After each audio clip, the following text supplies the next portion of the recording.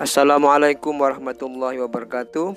Selamat pagi anak-anak. Alhamdulillah, pada pagi hari ini kita dalam keadaan sehat walafiat. Kelas 5 yang saya cintai. Pada kali ini Pak Guru akan membahas tentang pelajaran Ahlus Sunnah wal Jamaah, yaitu bab tentang permusyawaratan dalam Nahdlatul Ulama.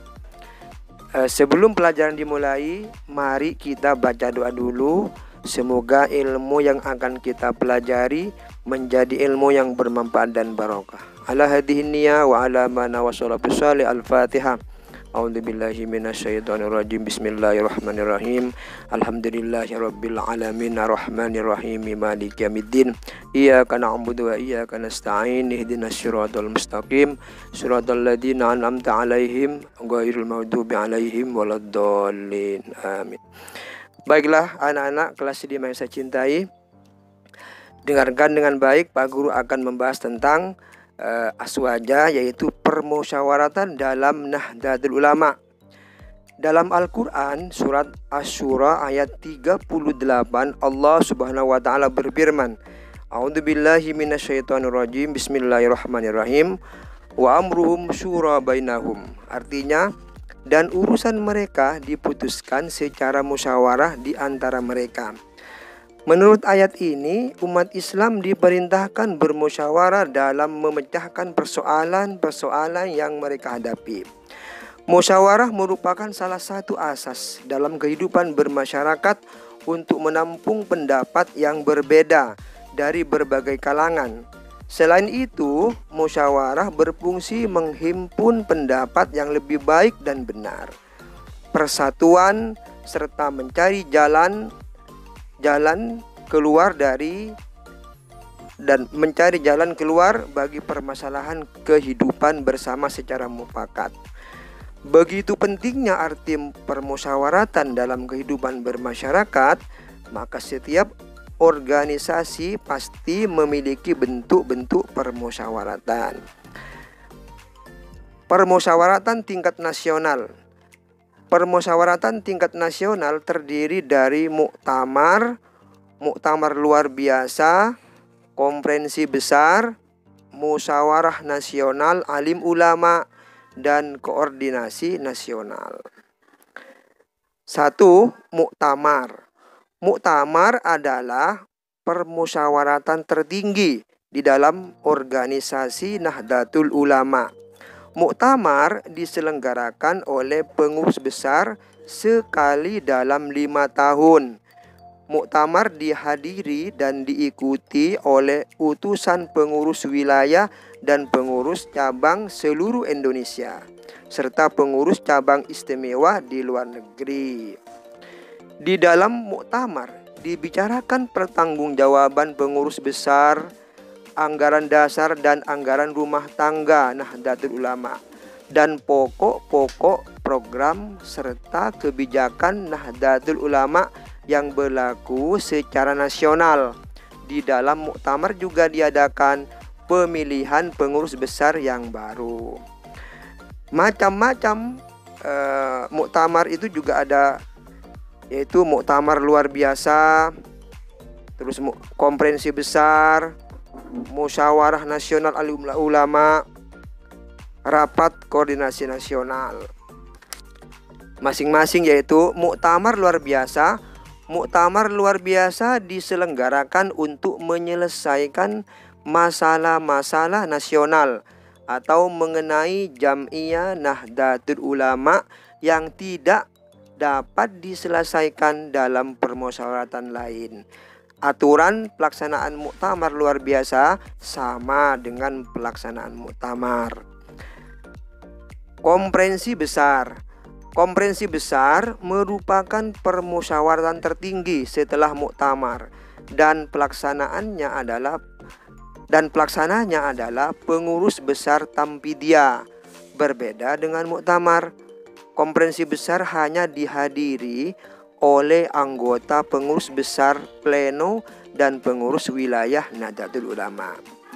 Konferensi besar membicarakan pelaksanaan keputusan-keputusan muktamar dan mengkaji perkembangan organisasi serta peranannya di tengah masyarakat.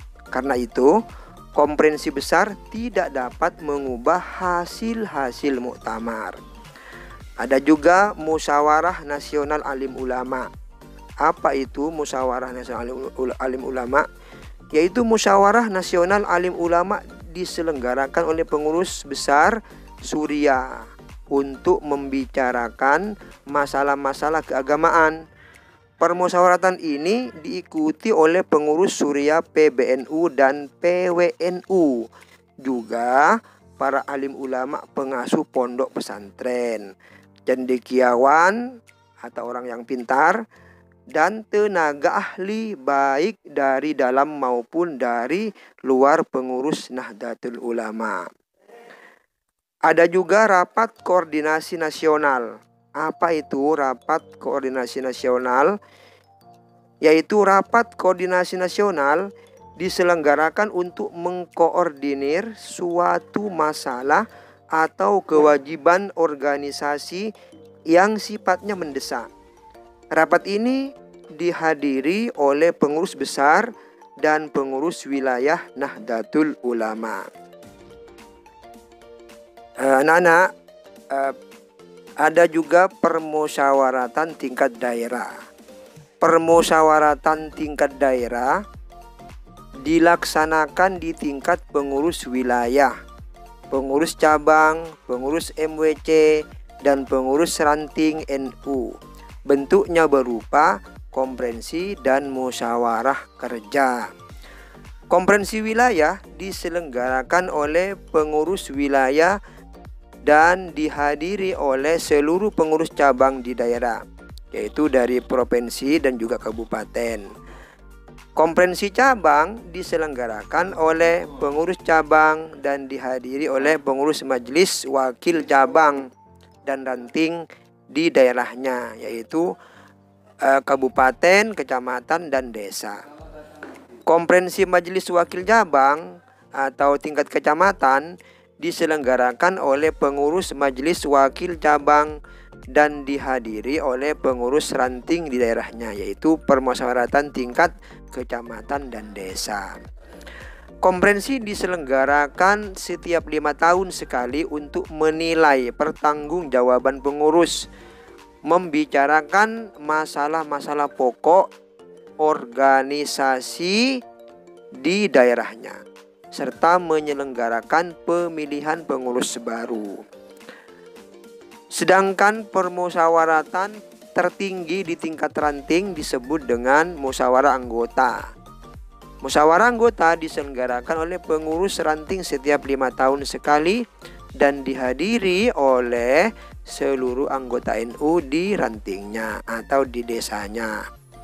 Di dalam musyawarah anggota, peserta menilai pertanggungjawaban pengurus, membicarakan masalah-masalah pokok organisasi, dan memilih pengurus ranting yang baru.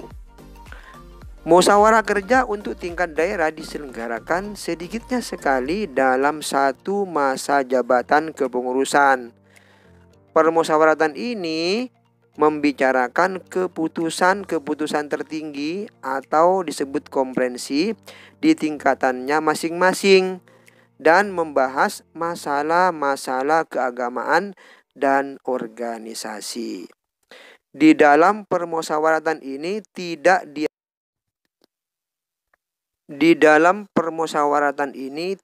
diadakan penilaian pertanggungjawaban pengurus serta tidak diadakan pemilihan pengurus baru.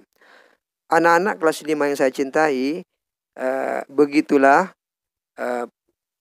tentang peraturan permusyawaratan di tingkat daerah. Dan di tingkat nasional juga Pak Guru tadi sudah menjelaskan. Semoga apa yang Pak Guru jelaskan tadi bisa dipahami dengan baik dan kalian bisa belajar di rumah dengan baik. Dan semoga menjadi ilmu yang manfaat dan barokah. Akhirnya Pak Guru akhiri dengan Assalamualaikum warahmatullahi wabarakatuh.